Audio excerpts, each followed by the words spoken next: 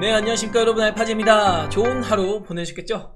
자, 오늘은 시장이 나름대로 반등 시도를 잘 해줬어요. 뭐 엔비디아가 어쩌고 잭슨홀이 어쩌고 이벤트가 참 많았던 이번 주간이었는데, 드디어 지루하고 지루했던 8월달의 시장도 끝나갔다 라고 볼 수가 있겠습니다. 봐줘도 올라가고 올라가도 내려오는 이런 흐름에 대해서 얘기를 드렸었는데, 진짜 저도 이렇게까지 나올 줄은 몰랐거든요. 시장이 반등할 때도 요거 넘어가지 않으면, 200일선 돌파하지 않으면 우리 조금 불안하게 생각해야 될 것 같아요. 아직은 추세를 전환했다고 보기 힘듭니다 라고 했는데, 이제서야 조금 진정세를 보이는 그런 느낌이 나고 있죠. 그래서 오늘 시장 어떤 일이 있었는지 한번 체크해보고, 별다른 일은 없을 것 같아요. 이제 여러분 고생 많이 하셨고, 제가 얘기 드린 대로 코스닥이 언제든 터닝을 돌릴 수 있다 라는 컨셉에 맞게 움직이는 것 같다. 다만 코스피의 경우에는 저항이 강한데 라는 생각이 들고 있거든요. 그 근거가 이걸 맹신할 수는 없는데, 9월 12일입니다.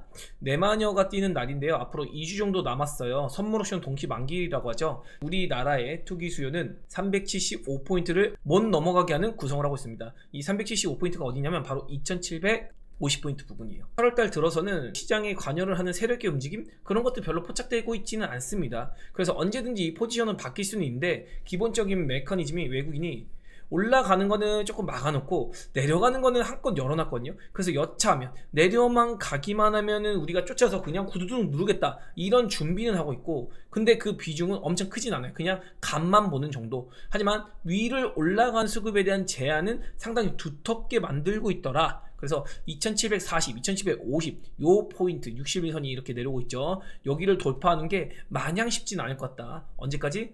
추석 연휴 전까지. 그래서 다음 주는 우리 각각의 흐름을 보이겠지만, 그 다음 주 내마녀가 뛰는 날에 옵션 만기일 이벤트도 있고, 또 연휴를 앞두고 있기 때문에 통상 우리가 추석 연휴 전에는 수급이 위태위태한 경우가 많아요. 왜냐면은 추석 연휴 때 항상 FOMC도 껴 있고요. 그리고 8월달에 충격을 받고 나서 투기심이 조금 위축되는 그런 모습들도 주로 보이거든요. 근데 8월달에 이렇게 서킷 브레이커도 맞았기 때문에 크게 우려를 가진다기보다는 폭락한다 이런 거 말고, 그냥 상승은 제한된 가운데 질질질 새는 흐름, 요런 게 조금 더 이어질 수 있겠구나 라고 얘기를 드려보고 있습니다. 어디서요? 특히 코스피에서요. 그러나 코스닥은 조금 다르다고 했습니다. 먼저 빠진 것도 있고요. 그 동안에 우리나라의 코스닥 시장이 나스닥이라던가 아니면 니케이, 아니면은 대만의 종합지수, 미국 증시 등등등등 키높이가 전 세계에서 가장 낮은 위치에 있더라. 오늘 1.5% 올랐음에도 불구하고 연간 수익률 마이너스 10%. 나스닥 같은 경우는 연간 수익률 플러스 23%. 괴리율이 30%가 넘어요.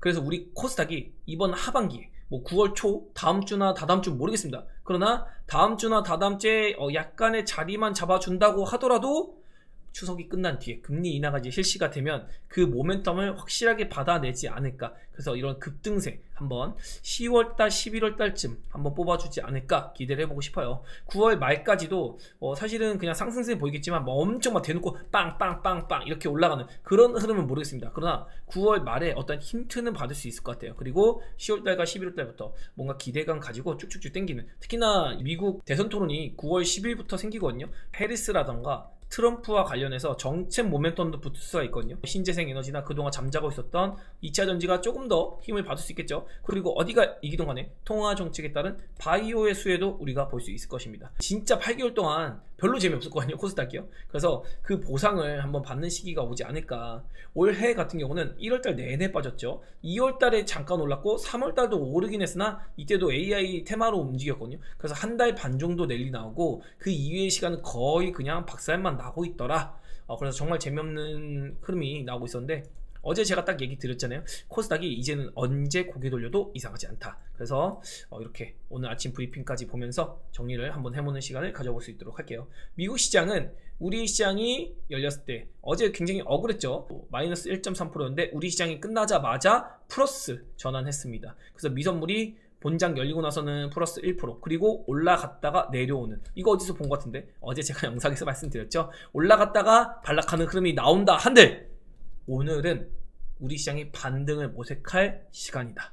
귀신 같죠? 올라갔다가 반락하더라도 오늘은 반등할 거다 이런 얘기 드렸고, 엔비디아는 안 좋을 수밖에 없었어요. 마이너스 2%대를 유지하다가 낙폭을 6%대까지 키우면서 마감은 했는데, 이도 이럴 것이 엔비디아의 실적 발표를 앞두고 투기 세력이 플러스 9%, 마이너스 9% 이렇게 밴딩을 잡아놨거든요. 그래서 이 기준가가 이렇게 있으면은 그 전날에 엔비디아가 4%대 하락을 먼저 했잖아요. 거기다가 어제 6% 빠졌으니까 어떻게 된 거죠? 하방으로 자리를 잡아서 이 하방 포지션에 있는 투기 세력이 수익을 극대화했더라. 그래서 플러스 마이너스 9%까지 밴딩을 열어놨기 때문에, 특히나 미국 주식 같은 경우는 종목별로도 투기 포지션이 매우 많이 포지션이 배치가 됩니다. 우리나라 같은 경우는 기본적으로 코스피 200에 근거해서 많이 움직여요. 근데 전체적인 시장 규모가 작다 보니까 종합지수에 의존을 많이 하는데, 미국은 안 그렇습니다. 미국은 롱숏이라고 해서 이 옵션 포지션에 대한 이 투기 소유가 엄청나요. 특히나 엔비디아 같은 경우는 실적 발표에 따라서 변동성이 어느 정도 예고가 되어 있었잖아요. 그러니까 투기 세력도 세팅을 해놨는데,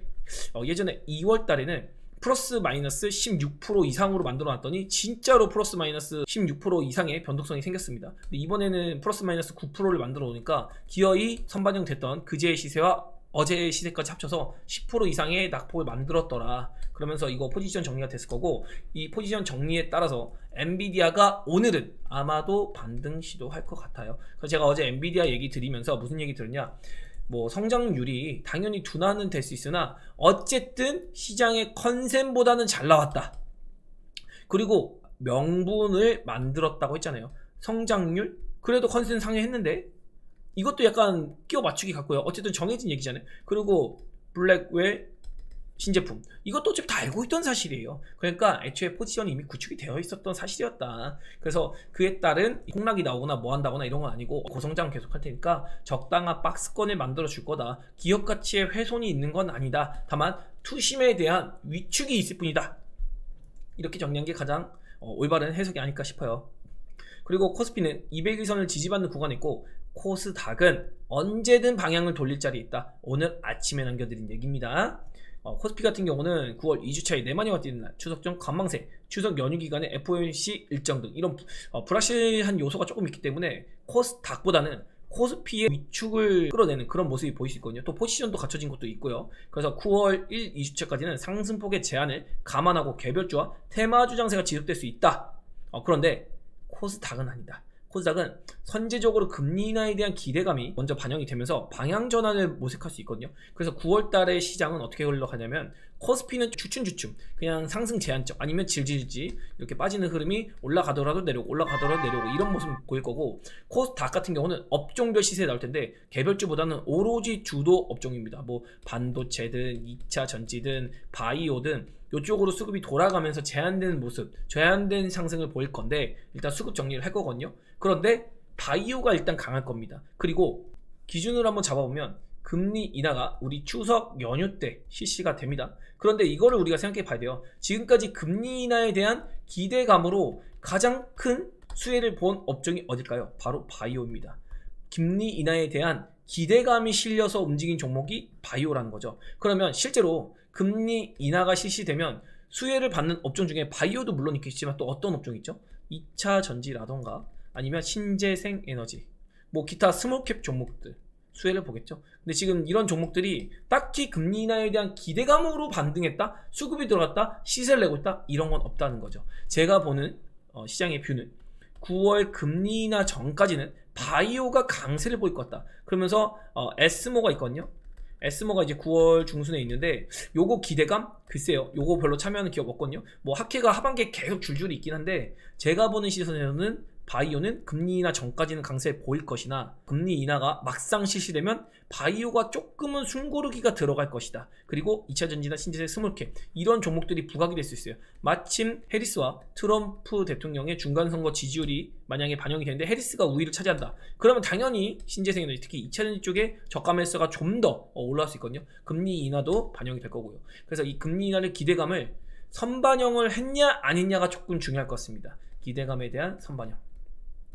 그래서 이 업종이 과연 어디로 방향을 향할 것인지, 바이오든 2차전지든 우리가 요런 수급의 논리를 한번 생각해 봐야 되는 거고, 그리고 IT도 단기간에 많이 조정받았어요. 반도체 같은 경우도 단기 반등 정도는 또 시도할 수 있거든요. 그래서 이런 것도 우리가 투자 포인트로 갈 수 있어서, 결국엔 제가 강조하는 거는 뭐 2차전지든 바이오든 IT든 이 안에서 자꾸 맴돌돼 비중 자체를 뭐 금리 인하를 기준으로 삼아서, 저 같은 경우 금리 인하 전에는 바이오를 높였다가, 그리고 금리 인하가 막상 시작되기 전, 그러니까 앞으로 일주나 한 열흘 정도 지나면은 그 다음부터는 2차 전지를 더 모아 놓는 겁니다. 그럼 금리 인하가 막상 딱 시작이 됐어요. 그럼 바이오가 조금 주춤하겠다는 생각을 또 가지고 있으니까 뭐 엄청나게 밸런스를 깨진 않을 겁니다. 여전히 바이오는 뭐 눌리든 뭐든 가지고는 가야 돼요. 마찬가지로 2차 전지도 그렇게 했죠. 그런 상태에서 2차 전지를 비중을 높여 놓는 거예요. 그럼 혹시라도 금리 인하 끝나서 진짜 제가 생각한 것처럼 기대감의 소멸 이런 걸로 바이오가 조금 낙폭을 보이고 2차 전지가 올라간다면 수익률을 훨씬 더 극대화시킬 수 있겠죠. 바이오 차익해서 2차 전지 비중을 조금 옮겨 놓으니까요. 그래서 이런 하나의 전략적인 부분들을 여러분이 미리미리 준비하면은 상당히 편하게 내 포트폴리오 운영이 가능해질 거다. 그러면서 코스닥은 선제적으로 금리나 기대감에 따른 방향 전환 먼저 볼 수 있고, 하반기에는 정말 좋은 시세에 나올 수 있다. 긍정적 신호 드리고자 한다. 그리고 이번 가을 코스닥에 꼭 집중하셔야 될 것이다 라고 얘기 드리고 있습니다.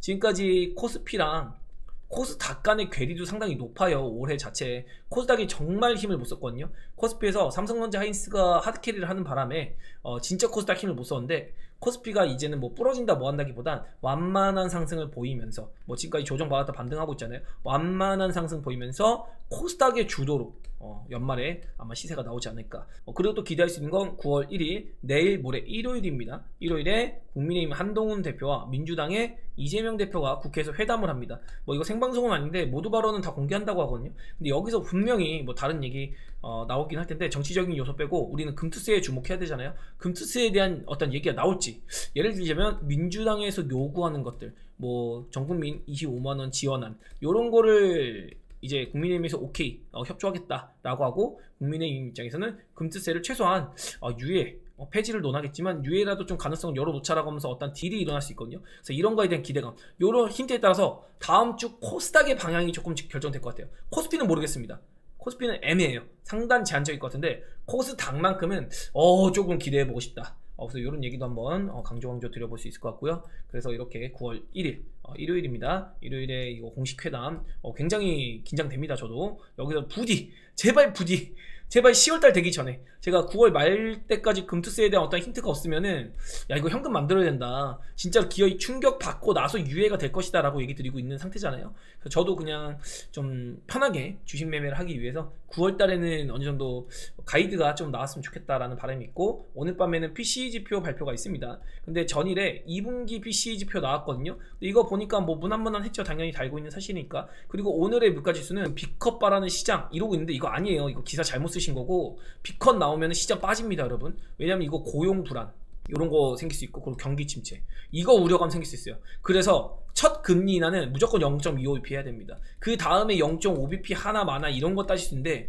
첫 금리 인하만큼은 우리 경제가 견고한데 선제적으로 0.25bp 하는 거야 라는 시그널을 줘야 돼요. 지금 0.5bp로 갑자기 가면은 안 좋아요. 그래서 PCE 지표가 지금 컨센서스가 2.5%인데 제가 생각하기엔 2.6%. 생각보다 견고한데 이런 느낌 주는 게 좋습니다. 경제가 튼튼하구나 이런 느낌 주는 게 훨씬 좋아요. 그래서 연준은 고용도 중시할 것 이런 거. 그래서 여러분께 강조 드린 거는, 지금 PCE 지표가 여태까지는 아래로 나와야 좋았지만 지금은 기준치보다 위로 나와야 좋을 것이다, 이렇게 강조 드릴게요. 그래서 오늘 한번 반응을 봅시다. 뭐 크게 작용할 것 같지는 않긴 한데.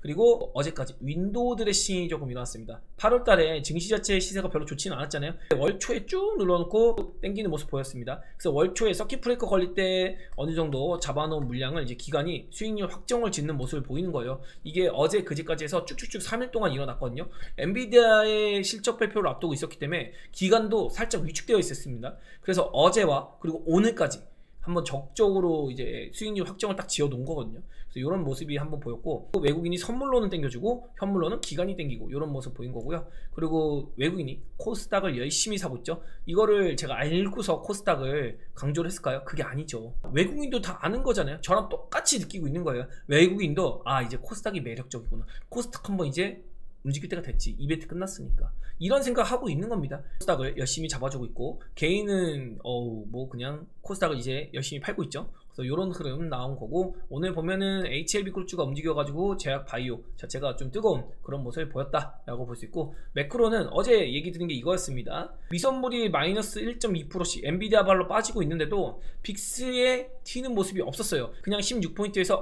뭐야 그냥 왔다 갔다 이렇게 하고 있었거든요. 그러니까 야, 이거 별거 아닌데 내일 시장 괜찮겠구나, 오늘 미국 시장도 괜찮겠네, 이런 생각을 해보는 겁니다. 그래서 진짜 시장이 엔비디아 때문에, 한 기업 때문에 그렇게 충격을 줄 거였으면 이게 먼저 튀었어야 했다. 근데 그게 아니었다는 거죠. 다만 찜찜한 건 여전히 비트코인, 이게 트럼프 때문인지 아니면 진짜로 투기 수요가 빠진 건지 이거는 좀 지켜봐야 될 것 같아요.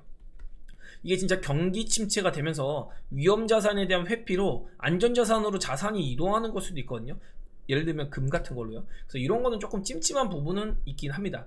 요거는 우리가 당장 알 수 있는 부분은 아니라서 트럼프라는 어떤 변수가 섞여 있다라고 볼 수 있으니까요, 비트코인에는. 그래서 요거는 좀 지켜봐야 될 것 같고, 뭐 달러 인덱스라던가 환율, 뭐 엔화 이런 거 보면은 안정적입니다. 큰 변동성 없이 움직여주고 있어서 우리가 쉽게 예측할 부분은 아니고, 미선물은 현재 강세를 보이고 있어서 오늘도 무단히 반등 시도는 하지 않을까. 어제 미국이 반등은 나름 열심히 했는데 이제 엔비디아 투기 소요 때문에 이렇게 쭉 빠져버렸잖아요. 그것 때문에 살짝 시세를 반락했거든요. 뭐 포지션 청산됐으니까 아마 갈 길 가지 않을까. 그래서 기술주들이 엔비디아 때문에 살짝 밀렸잖아요. 근데 다른 종목들은 무난하게 자기 갈 길 갔다는 거. 그리고 지금 가장 찜찜한 건 코스피가 못 가는 이유에 대해서 한번 우리가 생각을 해봐야겠죠. 뭐 못 가는 이유라고 한다면은, 기존에 제가 보여드렸던 이게 누적추입니다. 그동안에는 코스피에서 외국인이 열심히 현물을 사줬는데 지금은 딱히 매수세가 안 들어요. 지금 서킷 브레이크 걸렸을 때만큼 현물이 매도되어 있는 상황이거든요. 상당히 좋지 못한 모습입니다. 이런 상태라면 코스피가 바로 땡긴다? 이것보다는, 혹은 바로 땡긴다 한들 한 번은 더 내리칠 수 있어요. 한 번 더 내리치면서 기어이 유리한 포지션을 가져갈 거거든요. 그래서 코스피는 당장에 엄청 긍정적으로 보기에는 조금 무리가 있다. 특히나 삼성전자나 하이닉스 쪽으로 엄청나게 강한 수급이 붙을 것이다, 그건 아닐 것 같다. 그래서 삼성전자, 하이닉스에 대한 투자는 조금 보수적으로 봐야 될 것 같고, 다만 그 아래에 있는 반도체 종목들, 개별 소부장들은 나름대로 나쁘지 않을 것 같아요. 삼성전자, 하이닉스도 뭐 부러진다 이런 건 아니고 이미 좋은 시세를 만들어 놓은 상태에서 그동안 못 올라간 소부장 반도체가 있거든요. 이게 다 코스닥이잖아요. 그래서 코스닥의 반도체가 이제는 삼성전자와 하이닉스의 시세를 따라가는 모습을 소부장이 보이지 않을까. 그래서 이런 것들 우리가 기대감 가지고서 반도체도 나쁘지 않다. 저도 반도체 지금 관심을 많이 가지고 있거든요. 정말 매력적인 종목이 너무 많아서 분명히 2차전지, 바이오, 그리고 반도체도 우리가 꼭 관심을 가지고 봐야 할 업종이다. 그래서 이 안에 순환매 도는 거는 뭐 여전하니까. 지금 보면 이게 너무 명확하거든요. 아침에 제약업종 쭉 땡겨요. 그러니까는 2차전지도 한번 튕겨봤거든요. 그랬더니 반도체가 가다가도 죽습니다. 왜? 수급을 제약업종에 뺏기는 거니까요. 그리고 제약업종이 단기 고점, 이렇게 머리끄댕이 잡아 당겨 놓고서 이거 멈춰버렸습니다. 그냥 머리끄댕이 잡아놓고, 야 기다려봐, 나 저 옆에 저기 반도체 좀 당겨 와야겠다 하면서 반도체 쭉 당겨 왔어요. 그래놓고 이제 뺄 때는 같이 한번 흔들어 보고, 그리고 제약업종은 그냥 횡보하는데 반도체는 아이고 아파라 이제 빠져버린 거죠. 그리고 제약업종은 꾸준히 상승세 보였고, 2차전지도 마지막에 힘을 한번 써봤죠. 코스피에서 2차전지가 조금 올라왔거든요. 그런 거 있었고, 그리고 반도체가 이제 툭 하고 튀어봤습니다. 그래서 반도체도 나름대로 자기 몫을 하면서 마무리를 지었다. 그래서 이렇게 순환매가 계속 돌기 때문에 어느 한 섹터만 볼 게 아니라 2차전지, 그리고 제약바이오, 반도체 모두 우리가 포기를 하면 안 되는 그런 업종이고, 지금 이거 뭐 너무 많은 거 아니에요 라고 하시는데 개별주들은 거래가 진짜 없어요. 여러분, 개별주들 거래가 진짜 말랐거든요. 딱 전간판 이렇게 켜놓고 보면은 시장 막상 열렸을 때는 이거 딱 진짜 나눠가지고 이쪽은 거래가 없습니다. 여기 말고도 뭐 위에 개별주 이렇게 있거든요. 개별주들은 깜빡깜빡거림이 없어요. 거래 대금도 실제로 우리 코스닥에서 엄청 낮아져 있는 상태거든요. 지금의 거래는 IT, 2차전지, 바이오 안에서 돌고 있다라고 볼 수 있는데, 진짜 개별주 투자하고 있는 분들은 종합지수 빠질 때도 정말 재미없고 종합지수 오를 때도 그냥 재미없거든요. 개별주 투자하시는 분들은 종합지수가 오르던 내리던 어쨌든 내 종목의 주도주가 아니기 때문에 정말 지루함 많이 느낄 수 있거든요. 그래서 이거 되게 어려운 시장이고, 또 주도업종 투자하고 있더라도 이거 밸런스 잘못 맞추면은 진짜 소외당하거나 뭐 눌림목 이런 거 받을 수 있어서 어려운 시장인데, 조만간에 뭘 사도 올라가는 시장 한번 나올 거다. 근데 뭘 사도 올라가지만 그 상승폭은 역시나 주도 업종을 따라가긴 힘들 것이다. 그래서 오늘 HLB 그룹주가 열심히 써주면서 그동안 안 움직였던 뭐 매드팩토라던가 아니면 시노펙스도 오랜만에 움직였죠. 특히 시노펙스가 미친 바이오로 들어가잖아요. 시노펙스, 삼천당 대학, 그리고 펩트론 요런 종목들 이제 미친 바이오급, 뭐 퓨처캠도 아침에 세게 움직였고요. 신은 강자 바이오들 이런 종목들이 뭐 보로노이 포함해서 GI 이노베이션까지 초강세를 보인 하루였고, 이 배경에는 플랫폼 바이오가 올라가서 기다리고 있는 겁니다. 지금 플랫폼 바이오가 꾸준히 올라가면서 이제 상단 횡보 해주고 있죠. 항상 어떤 느낌이냐면 플랫폼 바이오가 횡보하다 올라가다 횡보하다 올라가다 뭐 이런 흐름이 있잖아요. 그냥 막 일자로 올라가는 건 아니니까. 이럴 때마다 미친 바이오들은 플랫폼 바이오가 쉴 때는 미쳐서 올라가요. 그러다 플랫폼 바이오가 쉬어버리면 이렇게 툭 빠집니다. 그리고 플랫폼 바이오가 쉴 때는 미친 바이오가 탁 올라가요. 그리고 플랫폼 바이오가 올라갈 때는 미친 바이오들이 또 쉬어요. 그리고 플랫폼 바이오가 쉬니까 어떻게 되죠? 지금 또 미쳐서 올라가려고 하죠. 그래서 이런 흐름이 보이고 있어서 바이오 업종 안에도 사이클이 존재한다. 그래서 이렇게 우리는 기준을 플랫폼 바이오 이 친구들이랑 그리고 HLB 그룹주, 셀트리온 이렇게 보면서 얘네들이 결을 좀 같이 하는 편이고, 시세를 엄청나게 강하게 내던 놈들 뭐 보로노이 아니면 퓨처캠, 매드팩토 그리고 한올바팜이나 아니면은 시노펙스, 삼천당 제약, 그리고 뭐 펩트론, D&D 파마텍, 인벤티지레 막 이런 종목들 있잖아요. 최근에 핫한 종목들, 이런 종목들이 힘을 쓰는 날은 또 별도로 있다. 그래서 수급이 한정된 자원 속에서 바이오 업종 안에서도 돌고 있구나, 이걸 느껴야 되고, 오늘 2차전지에서도 셀 기업이 쉬면서 양극재 기업이 살짝 움직여봤어요. 근데 바이오에 수급 뺏기면서 뭐 엄청 강세를 보인 건 아니었는데, 그래도 바이오가 이렇게 올라갔는데 2차전지가 나름 빨간불을 켜는 종목들이 상당히 있었고, 반도체도 하이닉스가 반등하고 삼성전자도 나름의 강세를 보이니까 이거 이 정도는 아닌데 라고 하면서 반도체도 그냥 반등한 정도였고요. 그래서 반도체도 여러분이 구분을 해야 되는 거는, 제가 뭐 종목을 굳이 추천까지는 아니지만 몇 가지 뽑아보면은 이런 종목들 해야 됩니다. 지금 반도체 그냥 아무나 찍어볼게요. 뭐 TCK 찍어볼까요? 딱 보니까 어떻죠? 내려온 다음에 반등했다가 다시 제자리로 왔어요. 이런 종목들이 대다수의 반도체거든요. 근데 종목들 중에서 어떤 느낌이냐면, 빠진 다음에 서킷 브레이커 맞고 반등해서 요 정도만 빠진 놈들이 있어요. 아니면 여기서 버티는 놈들이 있습니다. 그러니까 낙폭이 다른 거예요. 다른 반도체들은 여기까지 내려와 있는데 이 위에서 놀고 있는 반도체 종목들이 있습니다. 이런 종목들은 상당히 건들만 합니다. 예를 들자면 뭐 이오테크닉스, HPSP 이런 종목들 보면은 내려온 다음에 올라와서 버티고 있거든요. 다른 반도체 빠질 때 버티고 있는 겁니다. 특히 HBM 쪽으로 좋은 종목들 많이 보이는데, 두산테스나 이런 종목들도 좀 애매하죠. 두산테스나는 여기서 여기까지 내려온 건 아니지만 그래도 여기서 중간쯤 있으니까, 이런 종목들은 사실은 너무 제가 좋다고 얘기를 대놓고 드리고 있는 편이고, 조금 못 가는 종목들 한번 볼까요? 뭐 원익큐브 이런 것도 다 그냥 무난하죠. 근데 이제 동진세미캠 이런 종목들은 좀 느릴 수 있는 거예요. 올라갔다가 이렇게까지 내려와 있잖아요. 그럼 이런 종목들은 IT가 처음 올라올 때는 조금 재미가 없다, 이렇게 보는 게 맞겠죠. 지금 보니까 뭐 KN솔 이런 종목들 엄청 핫하거든요. 오히려 서킷 브레이커 맞고 7월달부터 낙폭을 다 메워버리는, 그러니까 그만큼 뭐 액침 냉각이나 이런 종목들이 반도체에서 핫하기도 하고, 그리고 대표적인 반도체 종목하면 한미 반도체 빼놓을 수 없겠죠. 한미 반도체도 딱 보니까 어떻죠? 내려왔다가 올라갔다가 내려왔는데 지금 높이가 엄청 이 위에 권에 있는 건 아니잖아요. 그러면은 한미 반도체는 조금 부담스럽겠는데 라는 생각을 해볼 수 있는 거예요. 왜냐면 그동안 많이 오르기도 올랐기 때문에 이게 손이 안 나가는 거야. 세력들도 그다지 막 엄청 올리기에는 좀 부담스럽게 느끼고 있다라고 볼 수 있겠죠. 그래서 PSK 홀딩스 이런 거는 1주 때니까 조금 가볍잖아요. 그러니까 이렇게 낙폭을 만들어도 올려놓고 위에서 버티고 있는 겁니다. 그러니까 이런 종목들이 오히려 가볍게 튀어질 수 있는 거예요.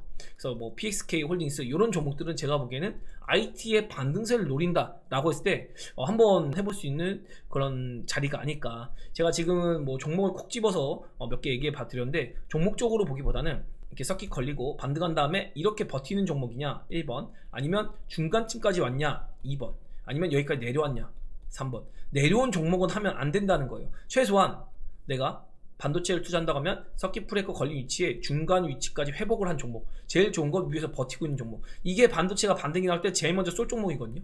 그래서 이런 것들을 여러분이 구분할 줄 아셔야 된다. 지금 여기까지 내려왔다고 왜 이렇게 싸지? 하면서 3번 종목 건드리면 안 돼요. 그거는 오히려 수급이 그만큼 안 받쳐주는 겁니다. 밑에서 받쳐주는 수급이 있어야지 안 빠지는 거거든요, 주가는요. 그래서 그런 논리로 반도체도 여러분이 공략을 할 포인트가 있다는 거. 그리고 지금 시장이 완전 건전하진 않아요. 그 건전하지 않다는 게 무슨 뜻이냐면, 신규 상장주가 계속해서 설치고 있거든요. 이 아이빔테크라는 종목이 있는데 이거 왜 상장했을까요, 여러분? 지금 상장한 지 한 18거래일 됐는데 보면은 여러분이 딱 신규 상장주를, 저는 별로 안 좋아하는데 이걸 보더라도 보면 얘가 돈이 없어요. 돈이 없는 종목들, 상장을 통해서 자금을 조달하려는 종목들, 이런 종목들은 상당히 조심해야 된다라고 제가 강조를 많이 드리고 있잖아요. 뭐 이 종목도 그렇고, 아니면 지금 신규 상장주 뭐 움직인 종목들 보면 C사이트 이런 종목들 바닥 끼다가 이제 반등 시작하거든요.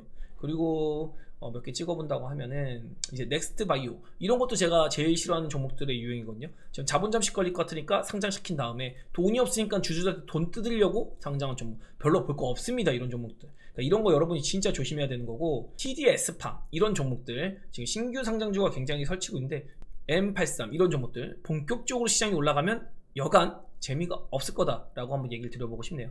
라메디텍 이런 종목들 지금 상장하고서 바닥 빡빡 끼다가 이제 올라오잖아요. 그래서 여러분이 최소한 올해의 트렌드는 신규 상장주가 상장하자마자 재미를 보는 경우는 별로 없습니다. 대부분 한번 밀리고 시작하거든요. 그래서 이런 것들 보면서 좀 조심하셔야 될 것 같다. 신규 상장주 올라탔다가 괜히 고생하지 마시라 한번 얘기 드려보시고, 이런 거 지금 올라온다고 또 좋아해서 따라 붙고 단기 붙고 이러면 안 돼요. 지금 돈이 갈 곳이 명확하지 않기 때문에. 그런데 금리 인하고 이제 코스닥이 본격적으로 상세를 뽑아내기 시작하면 신규 상장주들은 어렵습니다. 오로지 지금 주도 업종 보는 게 맞아요. 그리고 코스닥이 이제 방향을 어떻게 틀어 올릴지 몰라요. 여기서 그냥 이렇게 가다 쉬었다가 그냥 땡길 수도 있거든요.